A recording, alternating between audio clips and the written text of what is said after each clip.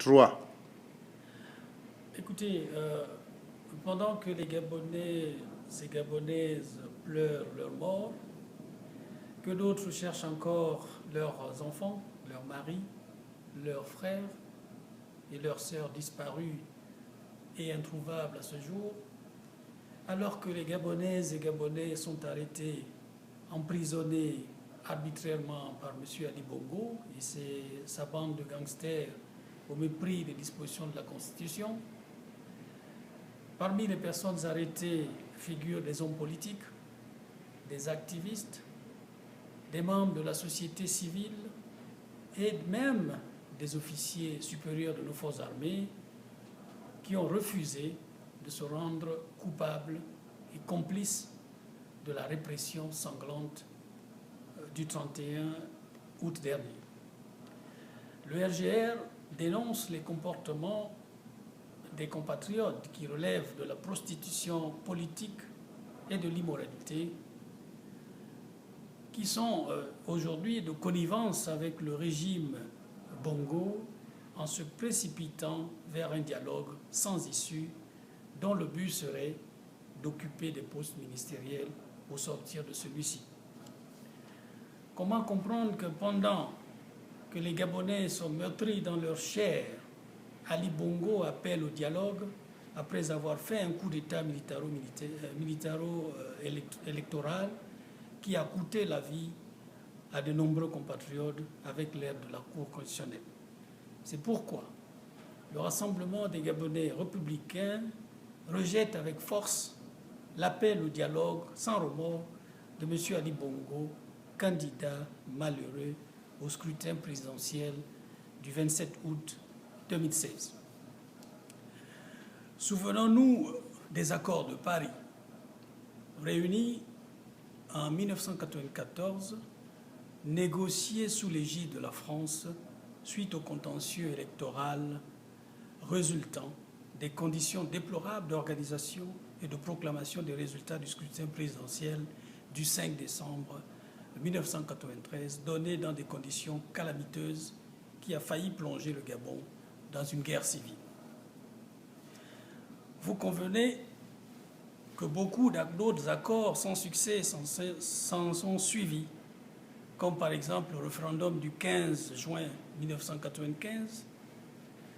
Arrivent les accords d'Arambo en 2006 qui a vu la participation des deux camps politiques, c'est-à-dire du pouvoir et l'opposition, qui ont d'ailleurs donné naissance à la CENAP, entendez par là la Commission électorale nationale indépendante, dans la perspective de la mise en commun des intelligences des deux camps politiques pour mettre fin aux lendemains électoraux hasardeux et controversés.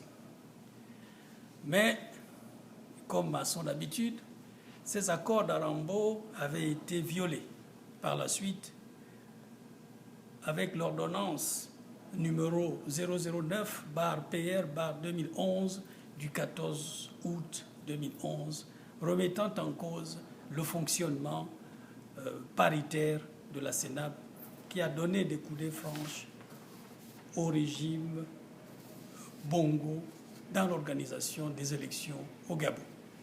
Donc l'appel au dialogue de M. Bongo, battu à plate couture par M. Jean-Ping, est l'arbre qui cache la forêt, parce que cela ressemble toujours au triptyque consultation, concertation, consensus sur fond d'hymne dans le but de légitimer le pouvoir dictatorial et sa légion étrangère des crimes de sang qu'ils viennent de commettre au lendemain de l'élection présidentielle remportée par le candidat du consensus, c'est-à-dire M. Jean-Ping.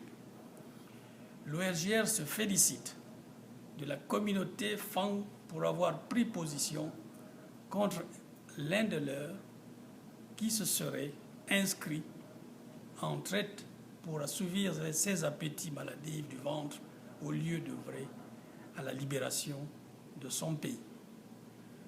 L'ORGR soutient par contre l'appel au dialogue lancé par le président élu, M. Jean-Ping, et nous invitons les autres formations politiques, la société civile, à se préparer pour rendre possible ce dialogue.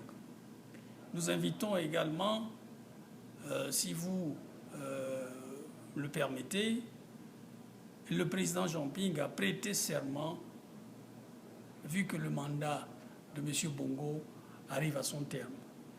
Donc voilà un peu la position du Rassemblement des Gabonais républicains qui dit non catégorique à Ali Bongo et non à ces multiples dialogues qui n'ont jamais servi les intérêts du peuple, mais plutôt un partage du gâteau national entre la classe politique gabonaise depuis 1993. C'est pour cela que nous insistons pour dire qu'il ne s'agit pas d'un autre dialogue dont nous connaissons déjà les résultats. Voilà un peu ce que j'avais à dire aujourd'hui, essentiellement sur la position du RGR, à ne pas prendre part, justement, à ne pas répondre à l'appel d'Ali Bongo, qui, à nos yeux, n'est pas le président de la République gabonaise, et de ce fait, il doit partir du pouvoir.